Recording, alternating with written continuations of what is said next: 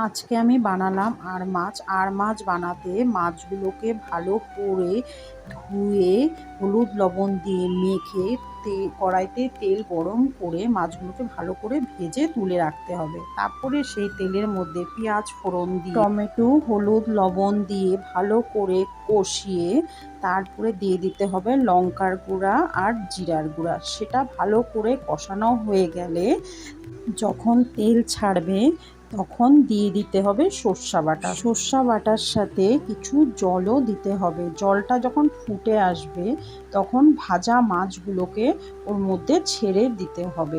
আমি একটা বাটিতে আলাদা করে অল্প সর্ষা বাটা তুলে রেখেছি। সেই সর্ষা বাটাটার মধ্যে অল্প মাছের ঝোল মিলিয়ে একটু কাঁচা সর্ষার তেল ভালো করে গুলিয়ে নিলাম।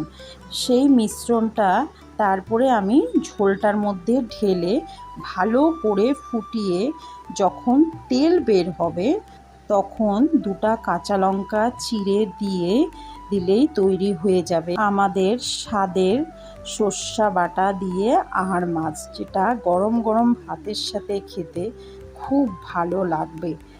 আপনারা অবশ্যই একবার বানিয়ে দেখবেন।